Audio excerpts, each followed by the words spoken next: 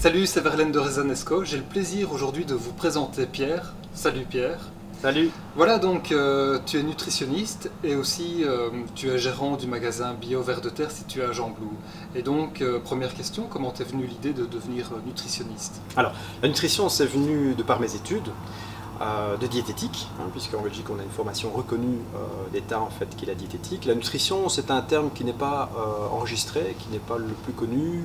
D'ailleurs, tout le monde peut avoir ce terme de nutritionniste, mais c'est vrai, la nutrition, c'est souvent un stade complémentaire à la diététique, c'est-à-dire on fait une formation complémentaire en nutrition. Et ici, moi, c'est spécialement nutrition du sport, sport élite pour amateurs et professionnels. Ok, excellent. Et donc, qu'est-ce qui t'a amené du coup à lancer un magasin bio? En fait, j'ai 20 ans d'expérience de pharmacie et quelque part, la pharmacie m'a permis un peu de planter le décor de la réalité économique et de la réalité humaine en me disant on n'est pas fait du tout pour être dans un marché économique comme on l'est actuellement. Et là, je me suis dit, j'ai envie de réexploiter quelque part mes capacités en diététique, en nutrition, que j'avais jamais lâché parce que j'étudiais encore, je lisais beaucoup de choses, j'allais aux conférences. Donc, je me suis dit, peut-être la meilleure chose à faire, c'est peut-être d'ouvrir mon magasin et de partager avec les clients peut-être ma passion qui était toujours restée et de leur faire découvrir concrètement le produit, leur montrer ce qu'est une céréale, un petit épeautre, un flocon de quinoa ou du quinoa tout simplement, le rouge, le blanc, le noir, enfin voilà, leur donner la variété et surtout leur donner le plaisir à découvrir des choses et dire tiens je vais essayer. Et donc d'où l'idée de développer mon propre magasin et de mettre à disposition effectivement des clients un achalandage qui est devenu important. Okay. Pour le grand public qui nous écoute, quelle est la différence entre le bio des grandes surfaces et le bio de ton magasin? Mais ça, c'est une excellente question. Parce que c'est une question qui met en évidence différents aspects. Il y a le fameux logo que l'on retrouve ici, qui est en fait depuis 2010 la petite feuille européenne, qui détermine quoi? Dire c'est un cahier de charge auquel on répond et on dit je n'ai pas de pesticides, pas de fongicides, etc., etc. Mais ça ne veut rien dire quant à la transformation ou la méthode de fabrication avec laquelle je vais faire peut-être une crêpe. Et là, peut-être, je peux le faire comme un cochon. Je peux broyer cette excellente farine à haute vitesse, et donc oxyder le produit, la désodoriser, la remettre sous paquet, et toujours avoir le logo et dire c'est un produit biologique. Oui, il sera biologique, mais la technologie alimentaire à la fabrication du produit, malheureusement, il n'y a aucun logo qui existe. D'où l'intérêt évidemment de passer par les petits magasins, parce que ces petits magasins maintenant qui deviennent quand même importants, puisqu'on a tout à disposition, on sait se nourrir, on est nourri en famille sans problème. La différence c'est que ces magasins ont à disposition des produits qui rentrent plus dans une logique, je dirais, éthique, de logo c'est sûr, mais de fabrication aussi, de transformation. Okay. Nous on a la force d'avoir un logo et de pouvoir identifier aussi d'où vient la farine. Ça c'est aussi un paramètre qu'il faut étudier, expliquer aux clients. Dans une grande surface, on n'a jamais d'explication.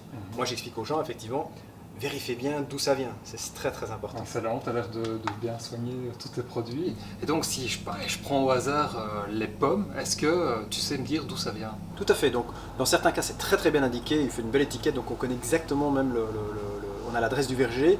Dans d'autres cas, en fait, c'est très facile. En fait, il suffit simplement de contacter le producteur. On a exactement le lot et le lieu exact où on peut trouver ce fournisseur. On a des fournisseurs en Belgique en fait, de pommes et de poires d'excellente qualité. Malheureusement, la saison n'a pas été bonne, donc on aura très peu de quantité. Mais effectivement, on essaie d'avoir vraiment une production la plus belge possible en pommes et en poires. Et donc moi-même, en tant que consommateur, je sais que tu fais attention au zéro déchet. Peux-tu nous en dire plus? C'est vrai que c'est un des objectifs sur le moyen long terme en fait, du Vers de Terre, c'est objectif zéro déchet. Donc on a une belle expérience, nous, puisqu'on a une étudiante en fait, qui a travaillé ici, étudiante diététique et puis employée, qui a ouvert le premier magasin zéro déchet de Wallonie, qui était à Tournai. Maintenant, il y en a plein, évidemment, partout.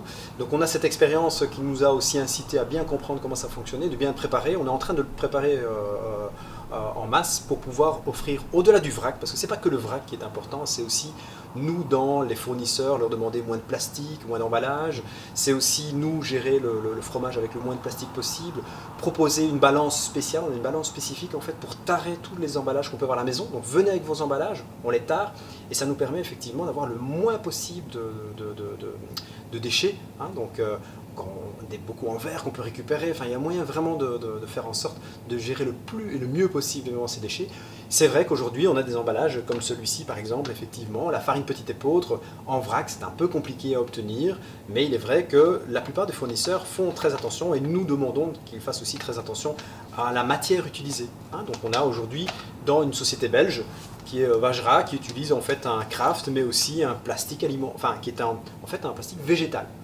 Donc on arrive dans un processus de gestion de l'écologie plus intéressante. Est-ce que c'est la solution finale? Certainement pas. L'idée, effectivement, c'est d'avoir ça en vrac dans l'avenir.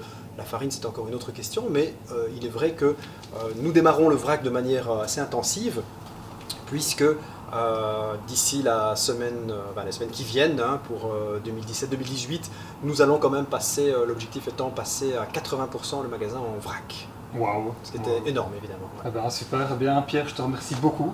Merci à toi, c'est gentil. Moment de partage. Et donc pour tous ceux qui désirent en savoir plus sur l'alimentation bio, je vous invite à venir nombreux découvrir la soirée de débat animée par Pierre à d'autres mondes. Voilà, si vous aussi vous partagez les valeurs de Resenesco, eh bien mettez un pouce vers le haut, partagez la vidéo et venez nombreux nous rencontrer à d'autres mondes. Merci beaucoup et à bientôt pour une nouvelle vidéo.